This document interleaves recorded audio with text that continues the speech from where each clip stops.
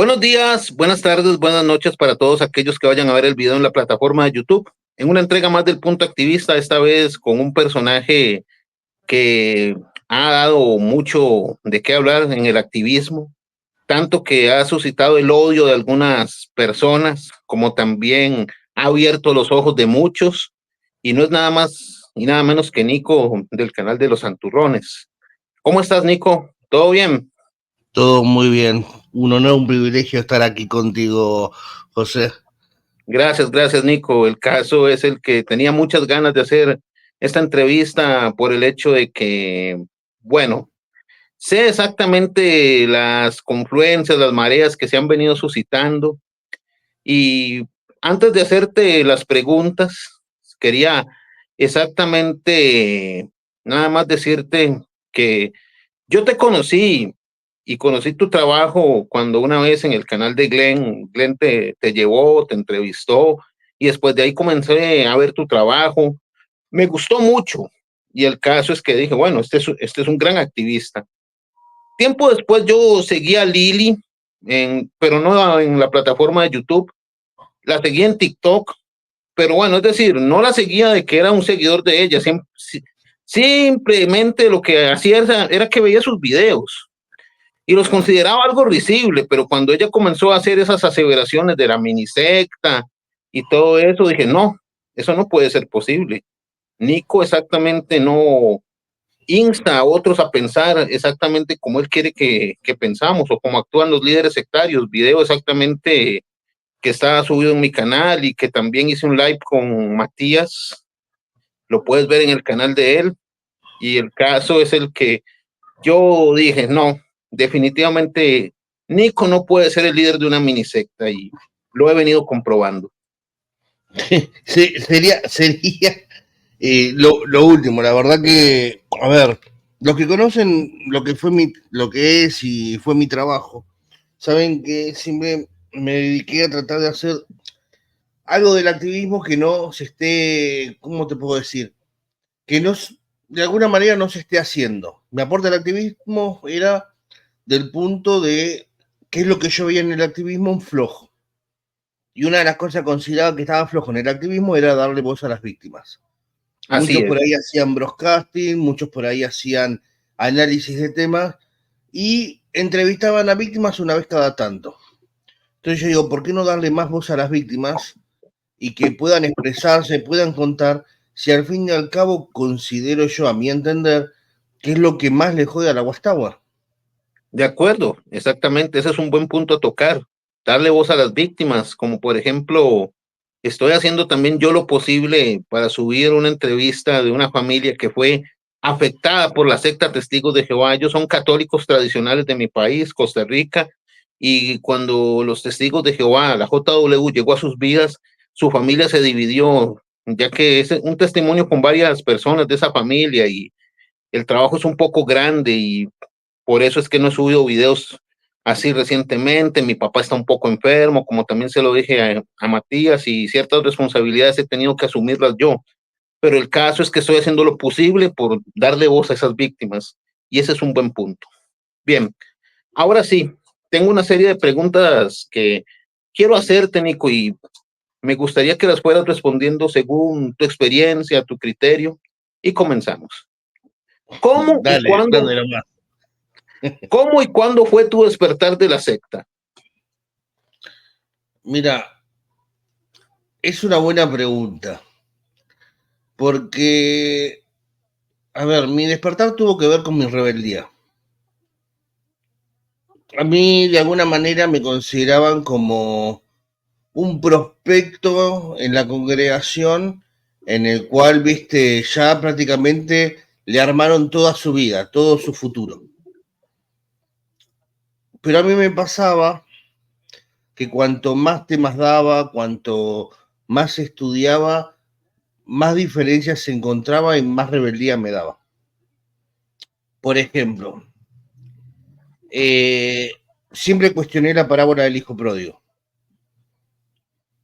Siempre cuestioné el tema de la autoridad de los ancianos en la congregación, porque yo hacía el ejemplo y de hecho Me acuerdo que uno de mis últimos discursos antes de irme fue ese, que, o sea, trajo mucho, ¿cómo te puedo decir? ¿Viste ese malestar en la congregación? Cuando yo les dije de que Jesús tuvo la humildad de lavar los pies a sus discípulos, besárselos, y que nosotros a veces cometemos el error de ver los privilegios como poder y creer que estamos por encima de los demás en la congregación, cuando en realidad estamos por debajo, porque se rinde doble cuenta por cada vida, por lo menos esa es la enseñanza básica. Que no se lo tome así es otro tema, pero la enseñanza básica a vos te enseña de que cuando vos tenés privilegios en la congregación, tenés que rendir cuenta dos veces por cada persona que vos estás ayudando o queriendo salvar o representando. Sí, concuerdo contigo y también el asunto de los privilegios con respecto a mí, comentándote un poco de mi experiencia, es cierto, yo me bauticé en 2002 y serví exactamente mucho tiempo ahí dentro de la congregación y el caso es el que yo fui asignado para dirigir grupos y pensaba que de ahí no iba a pasar, pero ya de un pronto a otro los ancianos me llamaron a la sala B que me iban a dar el privilegio de la plataforma. Yo no sabía qué implicaba la plataforma, yo pensaba que era micrófono, no sabía que tenía que acomodar sillas y todo, y después, cuando la plataforma estaba desacomodada en ignorancia, un hijo de un anciano prepotente me dijo exactamente que la plataforma era mi responsabilidad, disculpe que me lo dijera. Y el caso es que le digo, bueno, a mí nunca me explicaron nada, nada más me dijeron que tenía el privilegio de la plataforma y estoy nada más acomodando y bajando micrófonos, es todo. Pero el caso es el que nunca me dijeron nada, nunca me explicaron. Eso es como cuando te mandan a la guerra y sin espada. Y el Es, caso es el... es interesante esto. Mira, yo me bauticé cerca del 99-2000. Yo tendría 12 años más o menos, entre 12 y 13 años. Eh, me, hice, me venían hinchando ya hace rato para bautizarme, pero es como que las tiraba, las tiraba. Una de las cosas que me decían los ancianos es tentarme con el tema de los privilegios. De hecho, yo cuando me bauticé, muy enseguida ya empecé a recibir la mayoría de los privilegios. Había necesidad en la congregación, entonces como que privilegio, privilegio, privilegio. Eh, Nosotros al principio, a diferencia de otras congregaciones, no teníamos la consola atrás o en el medio, la teníamos adelante de todo cerca de la plataforma. Entonces cuando vos tenías que estar encargado o atendiendo sonido, te tocaba atender la plataforma también. ¿Por qué? Porque de ahí te tenías que levantar, acomodar todo, preparar, darle los micrófonos, acomodarlos, o sea, vos imaginate que yo con menos de 15 años yo ya tenía la llave del salón, el código y estaba encargado de ir una hora antes, tener todo preparado y ya quedarme hasta el final, recoger todo, guardar todo, a su vez participar y atender literatura, revistas. He llegado a colaborar con Territorio, con la Escuela B. He ayudado inclusive, viste que cuando está el encargado de cuentas necesita alguien que lo ayude para abrir todas las cajas. Entonces como que siempre me tenían de referente a mí para ayudar también con eso. Llegar a organizar también el tema de los micros para las asambleas. Después de mi bautismo, te digo, no hubo una asamblea que yo no haya tenido, por ejemplo, privilegios en las asambleas también. Vigilancia, acomodador y todas esas cosas. Es interesante cómo los privilegios, bueno, primero que todo te embotan, te dan exactamente, es que un estatus en el que te sientes inclusive hasta más que una bacteria o más que un hongo que crezca en el estiércol, porque lastimosamente es así. Yo, por un cambio de trabajo, o por un, mejor dicho, por un trabajo que tuve, mi horario no me permitía estar a tiempo en las reuniones. Perdí privilegios, obviamente, y yo me sentía muy mal. Tanto es así que un anciano me dijo, bueno, por su tipo de trabajo y horario, no lo podemos, bueno, ya volver a tener como, como lo que es un acomodador de plataforma y otros privilegios, puesto de que yo también fui acomodador. Sin embargo, el caso es el que ya tiempo después, una adventista del séptimo día, yo estaba en un parque, esperaba encontrarme con una chica, bueno, el caso es que la chica estaba un poco enojada conmigo, ya prácticamente yo estaba comenzando mi etapa de Pimo, yo estaba más afuera que adentro, y esta adventista me regaló el libro El conflicto de los siglos, en donde hice por primera vez una comparación de las enseñanzas de los testigos de Jehová y los adventistas. Y yo dije, entonces no es tan exclusivo lo que yo creo. Y ahí fue en donde ya comenzó mi despertar y en donde ya comencé a cuestionar otras cosas. Pero sí puedo decirse que los privilegios llegan a ser como una telaraña que te atrapa. Vos sabés que es interesante esto que decís, porque a mí siempre me resonó en la cabeza lo que me había dicho. En ese entonces era el anciano presidente, no estaba como ahora, era el anciano presidente, el mero mero de toda la congregación. Después, bueno, lo bajaron porque viste cómo es eso, llega un momento que hay otro que tiene más ambición y te va a enterrar y te va a bajar y así.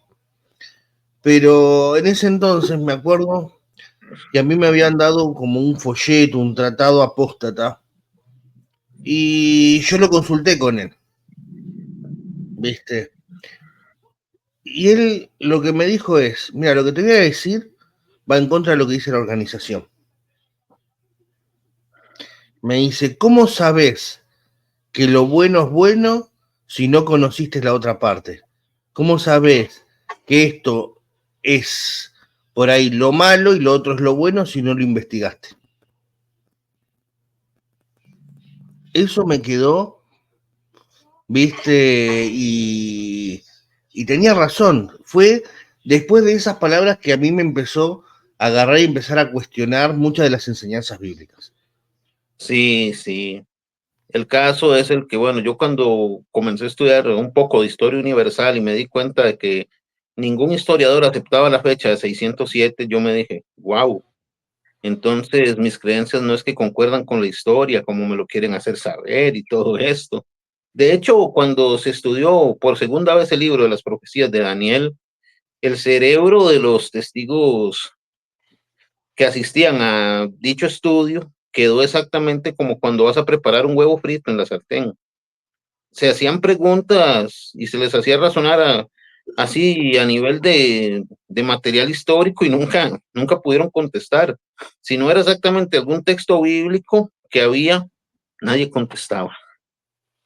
Y el caso es el que yo también comencé a ver este tipo de reacciones que decían una cosa e intelectualmente había otra cosa, por el hecho de que ni 607 se tenía sustento, ni las enseñanzas de los testigos eran exactamente joyas extraídas de la Biblia, sino eran exactamente como un tipo de experimento sincretista con el adventismo. Y ahí poco a poco me fui enfriando. Bueno, el tema mío pasó por la secundaria. A ver, ¿cómo te explico? A mí me habían prohibido hacer la secundaria. De hecho, mi familia no quería que siga estudiando, quería que me dedique directamente a las cosas del reino. Y yo me acuerdo que me había levantado un día, me había ido a averiguar un colegio, en ese colegio no había vacante, fui directamente y me anoté en el otro, sin pedir permiso, sin nada. Cuando llego a mi casa me vuelven a reiterar el tema de que yo tenía que hacer planes para verme el tema de mi espiritualidad, el tema de los privilegios, el tema de agarrar y poder servir ya sea en Betel o en territorio, o sea, era más el tema de que vos tenés que dedicar tu vida a la organización.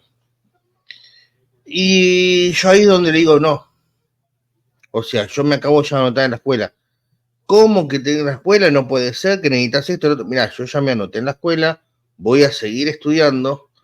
Y fue ahí donde me empezaron a poner la primer traba, diciéndome, bueno, nosotros no te la vamos a pagar entonces. Bueno, listo. Arreglé con el colegio y obviamente yo iba a estudiar igual. Pero en la secundaria vos te cambia la mentalidad. Porque yo tuve la suerte de que tener una secundaria donde la mayoría de los profesores eran los profesores que enseñaban en la misma universidad. Entonces, la mentalidad te cambia totalmente. Entonces, te enseñan más a cuestionar el porqué de las cosas. No era lo que decían los libros, sino era lo que, a ver, ¿cómo vos me podés decir esto en tus palabras o por qué lo cuestionás o cómo lo ves o cómo lo plantearías? ¿Qué solución encontrarías? Y entonces fueron cosas que por ahí eh, uno fue viendo, de hecho también, o sea, el tema de los compañeros, o sea, creo que la mayoría, una de las cosas que por ahí nos costó mucho fue tener que identificarnos como testigos en la secundaria. Venimos de pasar una primaria totalmente a veces al principio muy nefasta, con muchos problemas por identificarse, por ser testigo de Jehová, que cuando llega a la secundaria uno no quiere repetir eso. No quiere ser el bicho raro del colegio. Entonces, como que eso también te lleva a vos a empezar de alguna manera a querer encajar con el resto, a entender de que a vos a ver, esta secta de alguna manera hace o te genera que los demás te rechacen porque vos lo rechazás primero. Sí, Entonces, uno iba al colegio, por ejemplo, en la primaria, y uno ya iba con la idea que todos son hijos de Satanás, todos son mala gente y que no puedo tener asociación con ellos. Entonces, uno mismo ya, cualquier persona que se lo viene a hablar o quiere juntarse o quiere, uno ya hace que lo mire feo o que tenga eso en la cabeza, más sumado a que te decían todo el tiempo, Jehová te está mirando. Entonces, uno que hacía, los rechazaba, provocando en ellos después una reacción simultánea de más rechazo. Cosa que eso en la secundaria cambia, porque ya al no identificarte como testigo, o por mantenerlo por ahí más resguardado, hace que vos empieces a interactuar con uno, con otro, conocer mejor y por ende tener una mejor relación y un mejor trato. Que obviamente para los testigos está prohibido, pero para uno le empieza a parecer normal. sí, evidentemente. Y el caso es el que yo también tengo una experiencia en la primaria. Bueno, la historia de mi vida con respecto a cómo conocí esta organización fue que una precursora le daba o le intentó dar estudio a mi hermana. Mi hermana lo rechazó, pero una vez de que esta precursora volvió a mi casa, le dije que mi hermana no estaba y sacó el libro de historias bíblicas y me lo obsequió y entabló un estudio conmigo. Yo lo descontinué a los 6 años y a los 12 años lo volví a retomar. Tiempo después me bauticé en el 2002, pero en la primaria sí puedo decir de que yo tuve compañeros testigos y exactamente coincidí con uno en que no quiso ir al comedor público, puesto de que dijo que la comida que se servía ahí no le gustaba. Bueno, yo coincidía con él, la comida no era muy apetitosa y me sentí un poco cohibido a comer eso. Y después ya comenzamos a conversar, le dije que yo estudiaba, que él venía de una familia de testigos, pero yo exactamente tuve la primera diferencia con él cuando tomé una revista Despertar y la corté con tijeras para un trabajo escolar. Ahí exactamente sí puedo decir de que ya no era tan amigo mío. Pero bueno, está interesante tu historia. Voy a pasar a lo que es la siguiente pregunta que dice, ¿vienes de una familia de testigos? Mira, mis padres se hicieron testigos cuando yo era bebé. Aproximadamente cuando tenía 2 años se bautizaron. Yo aprendí a leer y a escribir con el famoso Aprenda a leer y escribir de la Guachi. Así que te puedo decir que soy prácticamente criado dentro de la secta. Mis abuelos y el resto de la familia no son testigos.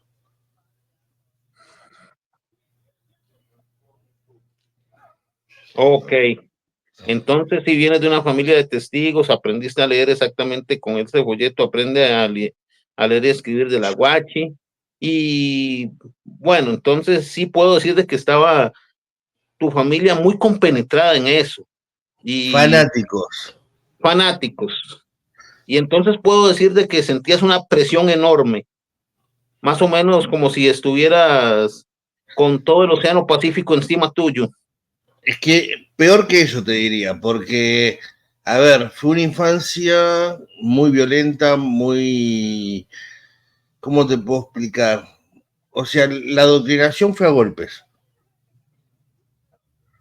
Eh, Imagínate que ni siquiera podías mirar para atrás si había un ruido en la congregación en plena reunión. Si no, ya venía un cachetazo, un tirón de pelo, y cuando llegábamos a casa, el cuento picante. O sea, fue como si fuera, no sé, peor que en las películas del ejército o en los campos de reclutamiento o de reclusión, así, o sea, bien rígido. Era la vara de la disciplina al máximo ahí, con el tema de la secta. Era un poco pesado, era un poco intenso esa disciplina, tanto es así de que no podías volver a ver para atrás porque te golpeaban y todo eso. Bueno, O sea, mucho, no se podía decir, por más vergüenza de que te encuentres con un compañerito, lo que sea, era salís a predicar o salís a predicar. No, ya tengas 3, 4, 6 años, 8 años, era predicar, predicar. Vos llegabas a tu casa después de la reunión y no tenías arreglos para predicar, ya sabía que le ibas a pasar mal. A ese extremo. sí, entiendo, entiendo.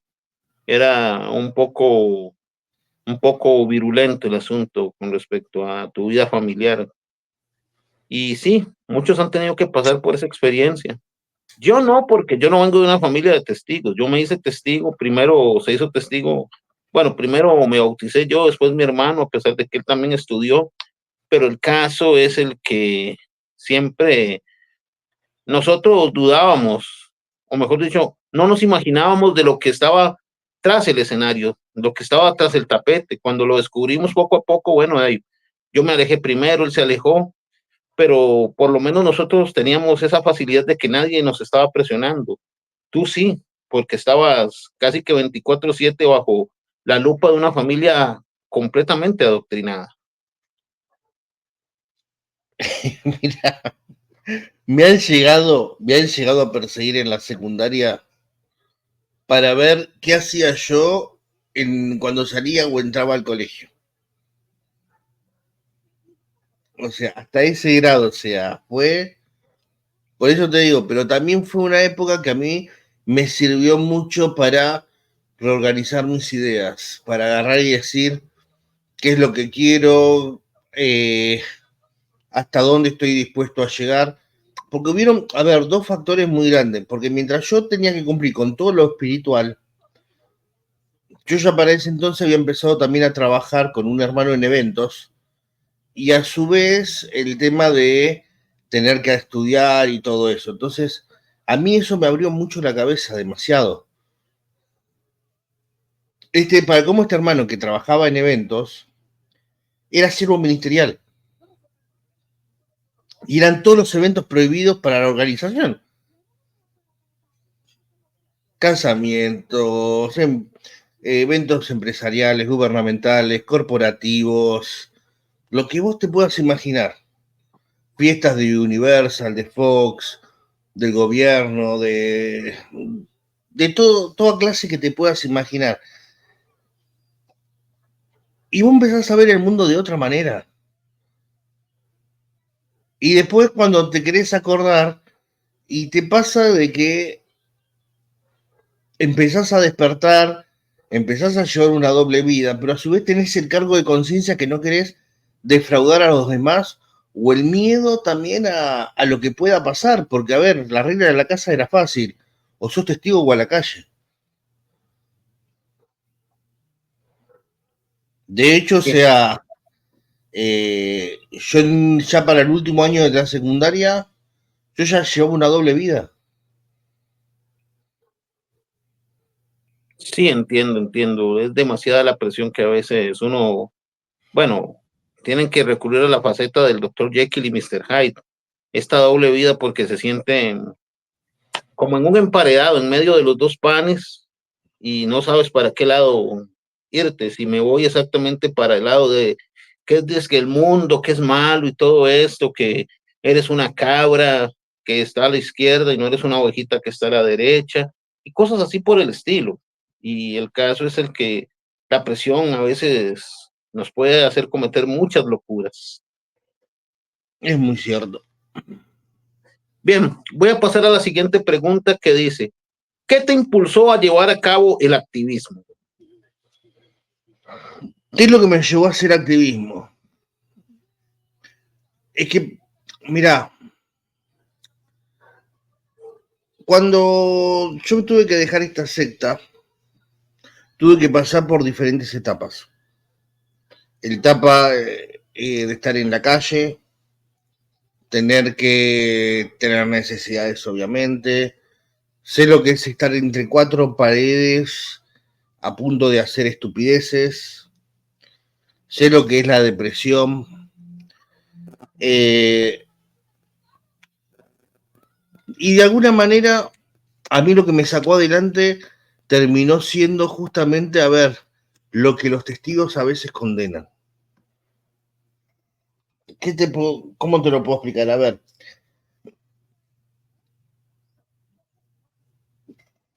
¿para qué no hubiera sido la solución si yo hubiera cometido una estupidez? La solución no hubiera sido para los testigos. El entender eso, a ver, yo en mi canal tengo una canción de una banda muy conocida acá, que bueno, el cantante falleció hace unos meses, que se llamaba Iorio, pero la banda se llamaba El Más Fuerte. Varias de las letras de esas canciones para mí eran cachetazos al alma. Eh, una de las letras, por ejemplo, yo me acuerdo que cuando estaba en mis peores momentos, en los más bajones, me decía, si no sos vos, triste será, si no sos vos, será muy triste. ¿Por qué falsear si el ser uno es ganar? ¿Por qué engañar sin mentirse? Si aquel se va, no llores ni mires atrás, la vida busca instruirte. Y empecé a tomar las cosas de esa manera, como que cada cosa mala que a uno le pasa es una instrucción que te da la vida, es una enseñanza.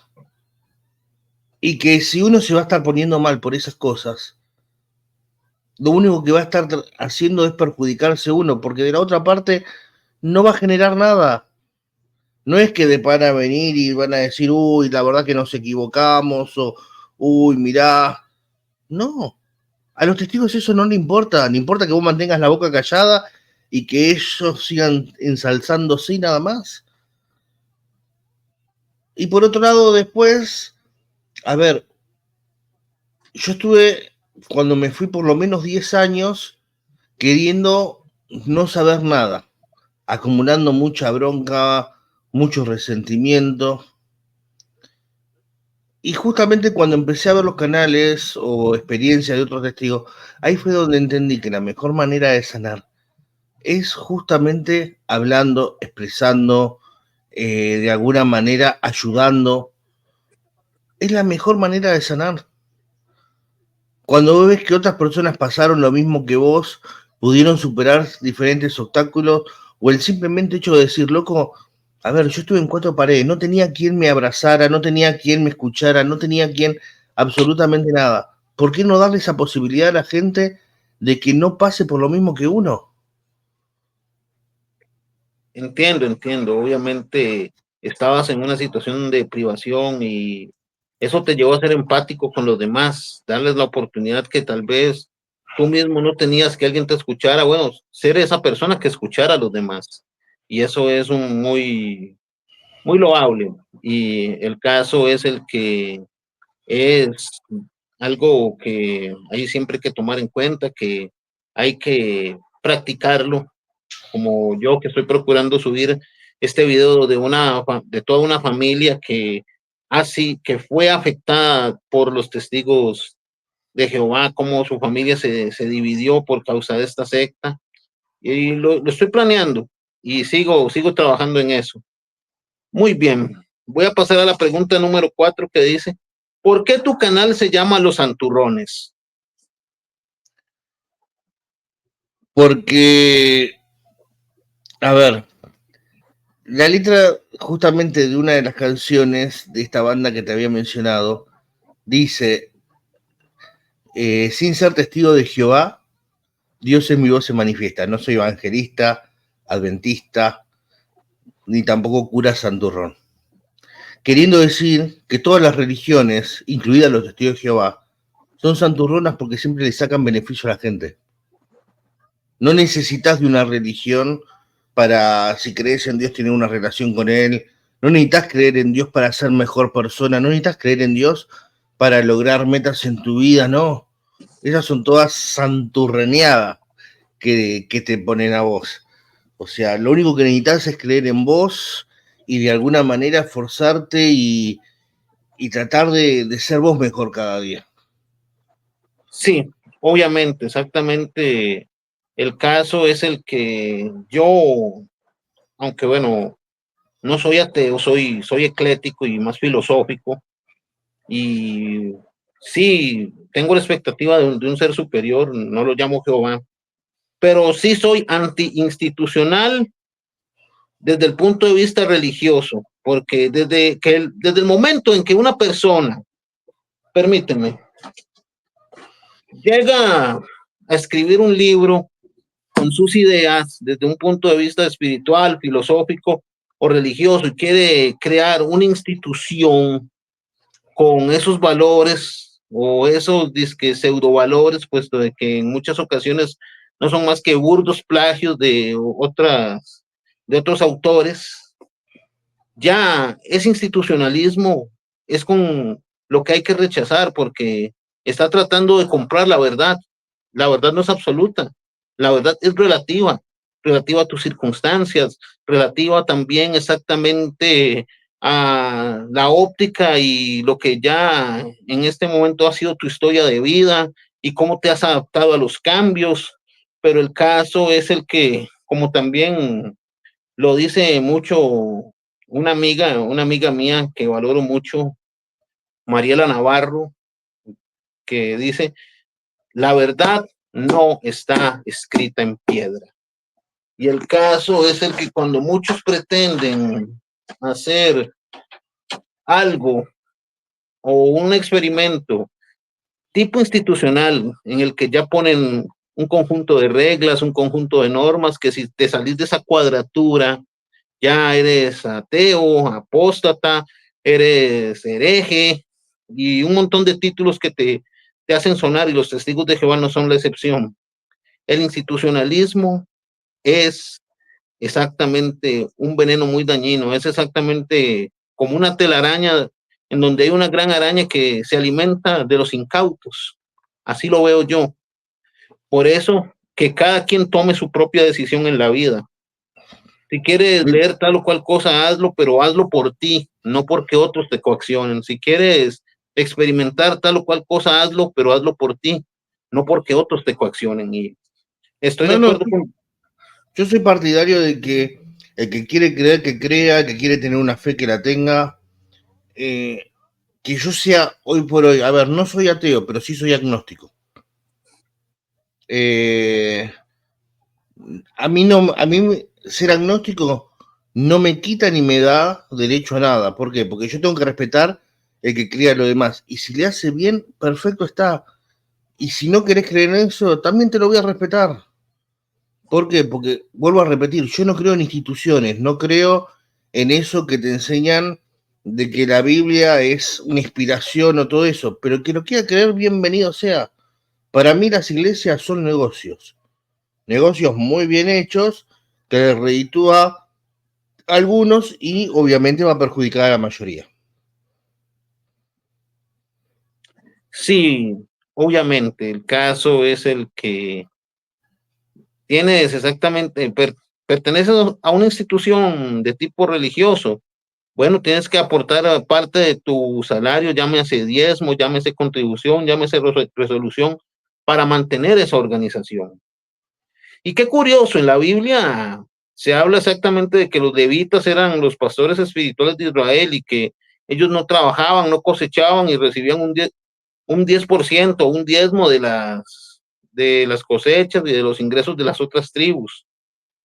Yo me hubiera puesto a pensar eso, de los celtas que tenían a sus sacerdotes, a los druidas, que al igual que cualquier otro trabajaba, labraba la tierra, cuidaba sus rebaños, pero no los mantenía nadie, solo desde el punto de vista judeocristiano, porque yo cuestiono mucho lo que es la rama judeocristiana hasta cierto punto en las religiones abrámicas en las que siempre hay un parámetro o en donde se denigra a la mujer o en donde tienes que hacer tal o cual cosa porque ya está escrito, no lo puedes cuestionar y así por el estilo, a excepción de ciertas personas que no las voy a señalar, no las voy a encasillar, que pueden decirse que son la excepción del caso, pero la gran mayoría de las veces yo no señalo a esas personas, señalo a los líderes, porque lastimosamente la serpiente se mueve porque tiene cabeza, pero si machacamos la cabeza de la serpiente murió. Así lo veo yo. Y el institucionalismo, yo no voy con eso. No, no, yo parto de que no, a mí las instituciones no me van. No, no soy partidario de eso. Te vuelvo a repetir, el que quiere creer, que crea, pero mientras a mí no me vengan a imponer su ideología, está todo bien. Eso sí, yo soy muy partidario de no imponerle ni mis criterios, ni mis convicciones, ni mi filosofía a nadie. Procuro buscar el diálogo porque por eso mi canal se llama El Punto Activista, porque el punto es exactamente un, exactamente como una especie de semilla que fue sembrada, ya sea en una hoja de papel y que de ella salga una línea para unirse con otro punto y así formar una figura. El punto es exactamente algo que 3 puntos forman un triángulo, 4 puntos forman exactamente lo que es un cuadrado o un rectángulo y muchos otros puntos pueden formar figuras y eso es lo que trato de hacer siempre, buscar la comunicación, el intercambio de ideas, no la imposición. Por eso No mi te canal se olvides, llama no te mi olvides que can después de un punto siempre viene una idea. así es, por eso mi canal se llama El Punto Activista. Ok, voy a pasar a la siguiente pregunta que dice, ¿cuál es tu punto de vista de la vida hoy después de tu paso por la secta? ¿Cuál es mi punto de vista hoy de la vida? Interesante. Eh, a ver, ¿en qué sentido? ¿Espiritual, físico? En general, espiritual, físico, como quieras responder. Mira, mi punto de la vida es de que uno tiene que tratar de disfrutar al máximo, tratar de vivir una vida de provecho, o sea, sin miedo, sin culpas. Obviamente no vas a llevar una vida disoluta tampoco, ¿no? Pero en el sentido de sacarse toda la mierda que te metió la secta, eh, tratar de disfrutar cada momento, porque cada momento es único. Y son cosas que en la vida no vas a volver a vivir. Yo hoy, por ejemplo, disfruto mucho de lo que nunca pude disfrutar cuando era chico. Una Perdona, relación. perdona, es que acaba de caer un rayo, hay mucha tormenta eléctrica y estuvimos fuera del aire durante unos cuantos minutos, pero ya volvimos. ¿Puedes repetir lo que me estabas diciendo con anterioridad? Sí, sí, sí. Te decía del tema de esto de la vida. Yo creo que no hay nada mejor que vivir sin miedos y sin culpas. Sacarse todo eso de los miedos que te generó la secta, las culpas, y empezar a disfrutar de esas pequeñas cosas que te marcan para bien. Yo, por ejemplo, a ver, no estoy hablando de llevar una vida disoluta, no. Estoy hablando de vivir sin miedos y sin culpa, sin un miedo al Armagedón, sin culpa por festejar un cumpleaños, compartir una fiesta. Yo una de las cosas que hoy más disfruto son las cosas que no pude disfrutar cuando yo era chico, que es tener una relación de padre e hijo. Yo hoy disfruto de mi hijo, tengo una relación que jamás la pude tener con mi padre. Entonces, por ahí ver la cara de alegría de mi hijo cuando se le festeja un cumpleaños, cuando se comparte ciertas cosas o diferentes momentos que antes no lo podía hacer por es predicar, a Jehová no le gusta o lo que sea. Celebrar los cumpleaños, como también exactamente ser parte de alguna celebración, ya sea de tipo nacional, aunque bueno, esa es otra cosa que también de mi parte yo evito el nacionalismo, porque eso también te encaja, te mete en una pecera o en un concepto cerrado, pero disfrutar exactamente de una festividad popular, que te inviten exactamente a lo que es un día en la playa, un día de campo, o que te reúnas con los amigos para hacer música o simplemente tener una tertulia, no tiene precio. Más Mira, que tú, desde tu yo, punto de vista, valoras exactamente no estar metido dentro de una pecera. El pez que sí, está metido dentro de una pecera, simple, sencilla y llanamente, dice que vive en el océano, pero después pasa un pez que verdaderamente vive en el océano y él dice, pero se mueve con mayor libertad que yo. Bueno, yo cuando salí de la pecera, al principio no sabía dónde investigar. Como ya se lo dije a Matías, uno de los casos que a mí más me impresionó fue el caso de,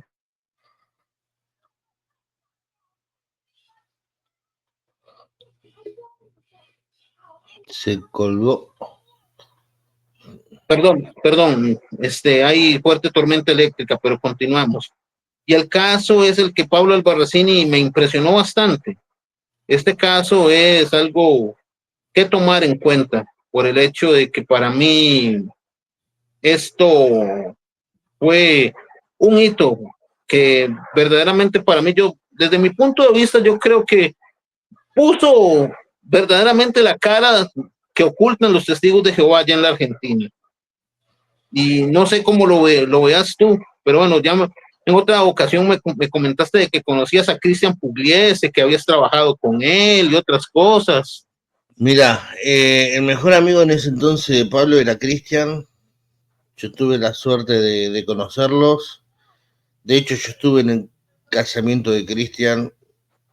Llegué a trabajar un tiempo también con él. Eh, yo creo que, mira, acá en el caso ese que vos me mencionás de Pablo, lamentablemente yo creo que se violaron los derechos realmente de la familia y del propio Pablo. Eh, Tal que cual, después lo hayan querido pintar como un mártir y todo eso. A ver, los que tenían en ese momento la decisión era la familia. Y la familia estaba deseando el bien para él. Y, a ver, vuelvo a repetir, ¿Pablo está vivo? Sí, pero en ese momento se estaba jugando la vida y la muerte. Y los médicos mismos decían, se necesita esto para vivir, no hay otra. Y la verdad que me dio mucha pena tener que ver, bueno, al padre, a la hermana, y teniendo que ir a los canales para que puedan rebatir o discutir sobre algo que tendría que ser loco primero es la vida. Pero sí, sí, sí, a ellos, de hecho eran de una congregación vecina. entiendo. Voy a pasar a la siguiente pregunta que dice, ¿hay algún activista de verdad que te cause admiración? Qué pregunta que me estás haciendo en estos tiempos. Mirá, te voy a decir algo. En su momento tuve admiración por muchos activistas que me desilusionaron. Yo considero que ser activista es un estilo de vida y no es para cobardes. No es para... A ver, para mí activismo no es sentarse, por decirlo mal y pronto, el culo en una silla y hablar, no. Para mí ser activismo es un estilo de vida. No necesitas grabar todo, pero sí, cada oportunidad que se presenta, aprovecharla. Siento mucha admiración, por ejemplo, por la familia Quillan. Creo que ellos son personas que viven y han ayudado y cada vez que lo pueden hacer lo siguen haciendo. Han ayudado a mucha gente a despertar, a concientizar. También respeto mucho, bueno, Bárbara Anderson. eh, Esa mujer sí que tiene, digamos, unos ovarios, unos cojones que vos decís, plantarse y denunciar, a pesar que le iba a costar todo, es increíble. Respeto mucho lo que hace Mike, considero que es uno de los pocos activistas que está hace tantos años eh, concientizando y que ha hecho un activismo de calidad, porque él no se limitó solamente por ahí a hablar o solamente a analizar ciertos temas. Si vos analizás la página de Mike, Mike ha hecho hasta inclusive una, una biblioteca para que la gente pueda beneficiarse de ciertos contenidos. Ha hecho el audiolibro de Raymond France y hay que agarrar y sentarse y hacer el audiolibro del libro de Raymond, como ha hecho audiolibro de un montón de cosas. Y de hecho, si vos te pones en contacto con él, no hay una atalaya, una despertar que él no tenga en su biblioteca. Entonces, siempre él te habla todo en base a fundamento, doctrina, eh, tiene información que vos decís precisa y exacta, no amarillista. Sí, obviamente, información muy precisa y muy exacta. El caso es el que hay un activista al que yo también me ayudó mucho a despertar, lo vi en su tiempo y sobre todo sigo admirándolo, aunque tal vez ya no esté tan activo como antes, Lavasori, que fue el primer activista después de Eduardo Martínez del canal Crecer como Testigo de Jehová que yo lo veía. A Eduardo exactamente lo consideré un activista serio, a Lavasori también. Y poco a poco, bueno, yo estuve en un grupo de activismo en donde el ateísmo casi prácticamente era una norma. No se te podía decir que no se te podía salir un gracias a Dios porque ya te querían Te imponer. iban a la yugular. Sí, te querían imponer las cosas. Y el caso es el que, ya sea el agnosticismo, ya sea el ecletismo, o ya sea el ateísmo, entre otras posturas que predominen, no es lo mismo que el aguachi, no es exactamente lo mismo. Y el imponer una idea, yo, yo me llegué a sentir tan incómodo en ese grupo de disqueactivistas que me salí, era una página de Facebook. Tiempo después me di un tiempo y volví a comenzar a ver con este canal del Centinela Libre de Alfredo de Colombia y poco a poco ya fui captando otra vez esta esencia de lo que es un activismo sin coaccionar a nadie. Tú puedes tener tus posturas, pero no las vas a imponer, porque la imposición exactamente es algo que irrespeta la esencia de cada persona. Cada quien que decida ser o creer en lo que quiera creer. Eso es lo que digo. Pero a veces te toca lo contrario también, ¿eh? El que te entra al grupo y no respeta lo que creen los demás, o si quieren o no quieren, y quieren imponer las cosas. Así es, así es. Yo Hay me he muchos, topado con esos. Y la verdad que no me gusta nada. ¿Por qué? Porque soy partidario justamente de la misma idea que vos.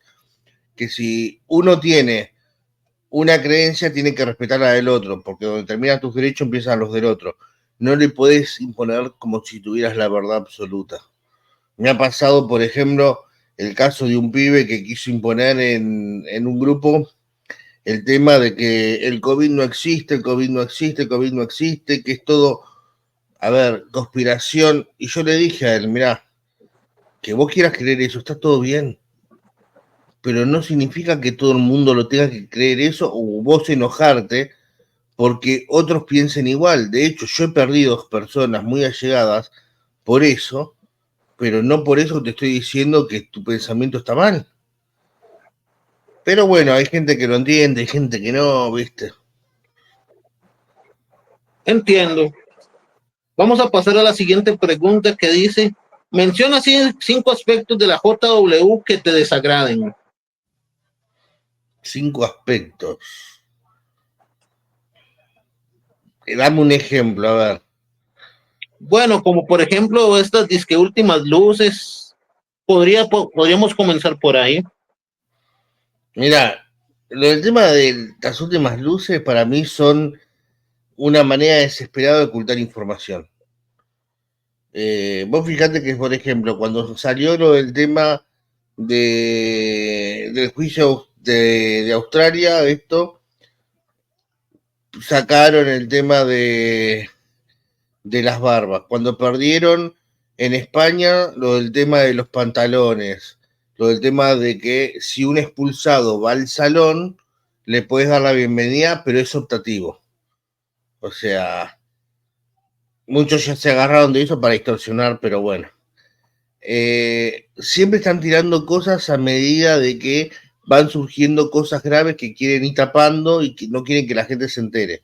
Prefieren que se hablen, bueno, mira, se dieron en esto, el amor de Jehová hizo que Jehová mágicamente ahora permita que las mujeres usen pantalón y los hombres pollera. Perdón, que las mujeres usen pantalón y los hombres usen barba, no pollera. Lo único que nos falta. Y es una cortina de humo de la guachi. Pero si tengo que ver aspectos que me desagraden, y el principal es cómo mienten descaradamente. A ver, te doy un ejemplo. Si yo te digo a vos, ¿cuándo fue entronizado Jesús? ¿Cuál era la enseñanza? Bueno, obviamente, desde el punto de vista TJ y JW, diría 1914, exactamente cuando culminaron los 7 tiempos que comenzaron en 607. Bueno, esa sería la respuesta, pero obviamente ya sabemos de que 607 y 1914 están pendiendo de un hilo. Ya eso es insostenible. Pero terminaron diciendo que Jesús todavía no fue entronizado, que va a ser entronizado para la gran tribulación. Entonces, ¿estamos todos locos? Si Jesús no fue entronizado, entonces quiere decir que, a ver, Satanás nunca fue arrojado de los cielos. Todavía no gobierna. ¿Viste alguna vez un rey sin trono? Jamás. Después, por ejemplo, otra de las famosas mentiras, de que supuestamente en 1914 empezó a reinar Jesús, pero sin embargo en 1914 ellos habían predecido el Armagedón. Y siguiendo con esa línea de tiempo, después predijeron en 1925 la resurrección empezando por los patriarcas. De ahí la gran casa de Betzarim, que fue otra de las estafas más grandes. El tema Claro que que sí. más te pones a estudiar de los testigos y sus orígenes, sus profecías fallidas, te das cuenta cada vez más y más la estafa que es. Porque si esto empieza con un gran estafador, como lo fue en su tiempo Russell, ¿qué podés esperar del resto? Pues A sí, Russell fue conocido como el estafador del trigo milagroso. el trigo Después, milagroso. después la estafó a la señora con el tema de supuestamente su celibato, que iba a mantenerse casto y se estaba empomando a la secretaria. Y jamás se dijo nada. Después también el tema de cómo surgen los testigos de Jehová. Porque, a ver, dicen que Russell es el fundador, pero en la historia, si te pones a averiguar bien, hubo otra instancia antes de la que no se habla, que es la instancia con el banquero, donde Russell era el tesorero y el banquero había puesto recién el nombre. A ver, Watchtower no nace de Russell. Russell le cagó la empresa al chabón este. Entonces te pones, y sí, toda la historia de los testigos es una farsa.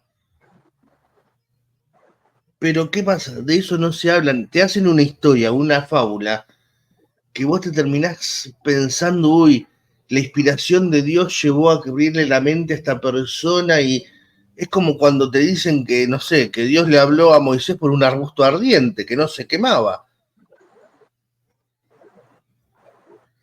Pues sí, no.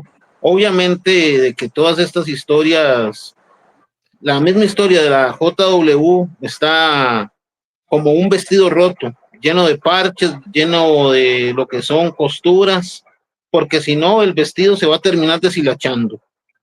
Obviamente sabemos que lo de Betsarín fue un fraude, lo de 1975 con respecto a Frederick W. Franz también eso fue un fraude, así como, así como también lo que fue este otro libro que yo leí, Crisis de Conciencia. A Don Cameron lo leí con Cautivos de un Concepto y exactamente los testigos son como unos pajarillos atrapados en la jaula de su propia literatura, pero también su propia literatura es la que los puede ayudar a salir de ahí. ¿Por qué los testigos te piden a vos de que quieras indagar más, quieras cuestionar, quieras aprender más? Por el Porque la hecho de, por el hecho de que cuando encuentras una verdad que ya ponga en tela de juicio todo el conjunto de sandeces doctrinales, obviamente eso va a ser como una esfera de cristal que se cae. No hay forma de sostenerlo sólidamente. hay un refrán que dice que el conocimiento es poder y el conocimiento libera. Así es. Y eso es lo que no quieren los testigos, de que la persona tenga el poder de liberarse. Como exactamente una vez un betelita, un poco fanático, con el que salí al Ministerio del Campo y le dije, bueno, yo me leí toda la enciclopedia de Historia Universal Pirene, que todavía la tengo acá, y me dijo que yo necesitaba más compenetrar en la historia teocrática y dejar la historia del mundo. Y le dije, y no es que se complementan unas con otras, como por ejemplo cuando en las revistas se habla de 539, de la conquista de Babilonia por los persas y todo eso, eso no viene en los libros de historia. Y bueno, hizo una cara como si estuviera chupando un limón agrio, pero al Es que final no. si la historia va en concordancia con ello, está todo bien. Pero cuando ya los deja en evidencia, está todo mal. Así De es. hecho, a Raymond Frank lo hicieron viajar al donde estaba el arqueólogo que decía del tema de las fechas para cuestionarlo y no encontraba una base después de hablar con él Raymond para cuestionarlo. Y eso lo dice en su libro. Pero sin Pues sí. embargo, la Watchtower se quería mantener en la famosa historia del 600, no del 500. Ok, sí, obviamente. Trataron exactamente de forzar y mantener el 607, pero Raymond Franz como que se trajo abajo todo eso. Voy a pasar a la siguiente pregunta que dice, ¿no piensas escribir un libro? Por ejemplo, yo sí estoy trabajando en la escritura de un libro y ya me falta poco para publicarlo. ¿No pensás poner exactamente tu o parte de tu trabajo activista en la página impresa, escribir un libro? En algún momento lo he pensado, es algo que todavía no he definido, porque en su momento iba a hablar acerca de lo que es la vida dentro de la organización. Con el paso del tiempo uno va aprendiendo y viendo más cosas, entonces ya es como que te entra a veces la duda de decir, o hablo de este tema o hablo del otro, porque los dos temas en un libro no los puedes hablar. Hoy por hoy, si tuviera que escribir un libro, y creo que lo más probable es que hablaría acerca de una corporación o una mafia disfrazada de corporación. por la corrupción, por las cosas. A ver, hoy uno sabe cosas que te puedo asegurar que hace unos años atrás, por más que uno haya estado afuera, te las contaban y vos decías, no, imposible, los testigos de Jehová. Y sin embargo, cuando uno hace, por decir así, las investigaciones y ve los documentos fehacientemente por uno, y es ahí decís, ¿cómo puede ser que no estaba viendo esto? Lo puedo llegar a creer de la católica, lo puedo llegar a creer de, no sé, de los evangelistas, pero vos me decías los testigos de Jehová y eran no. Y hoy por hoy es sí. Y termina siendo esta secta peor que cualquier otra. Casos como por ejemplo lo de Salena Bertolomo, casos como lo de Hilary Cook, casos como por ejemplo, no sé, sin ir más lejos, eh, el de Prieto y cosas así que vos te quedás con la boca abierta y decís, ¿hasta dónde puede llegar a veces la locura de esta gente?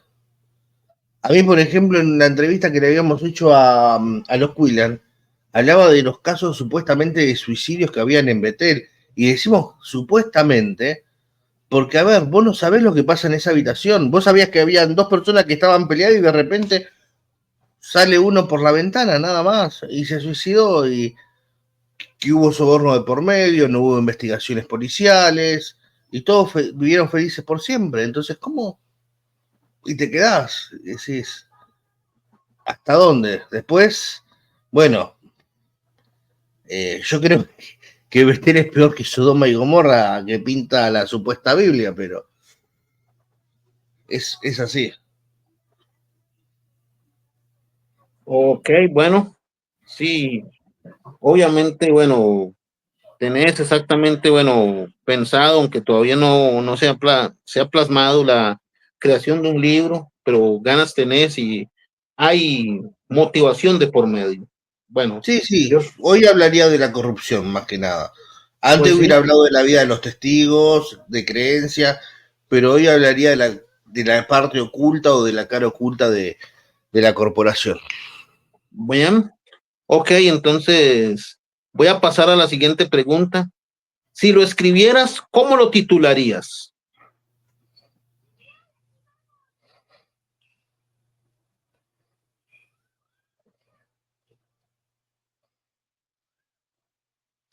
¿Qué te podría decir? Hay un tema de Los Redondos que se llama, fue el nombre de un álbum también, ¿no? Lobo suelto, cordero atado.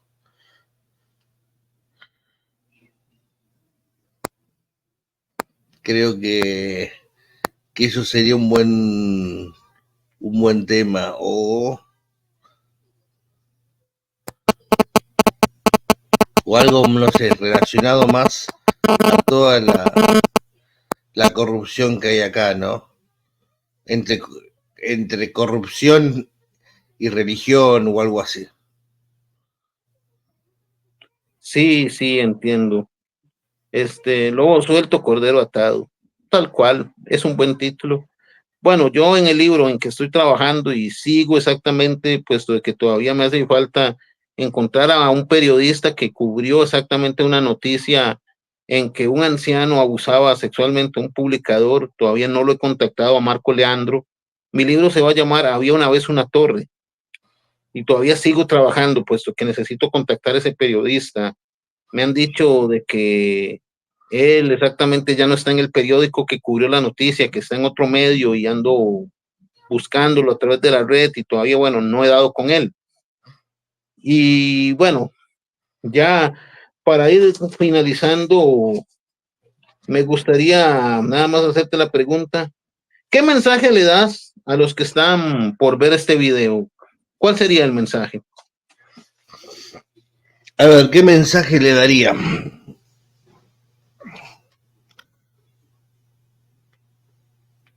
El primer mensaje sería no guiarse por lo que dicen los demás, sino investigar uno mismo. No hay nada mejor que llegar a la verdad por uno mismo, no por lo que diga fulano, mengano, sultano. Cuando uno llega a la conclusión, uno de las cosas creo que el despertar es totalmente diferente y hace que uno, a ver, llega a un punto que no hay retorno. Vos decís, no, no puedo volver a esto. Había un pasaje bíblico que decía, asegúrense de todas las cosas. Eso es exactamente lo que creo que cada persona debería hacer, ¿no? Asegurarse. ¿Tenés dudas? Asegurátelas, sacátelas, estudiá, investigá. No te quedes con lo que te dicen. El poder aprender, conocer, vivir es el mejor camino para salir adelante. Y cuando deseas salir de esta corporación, hacelo.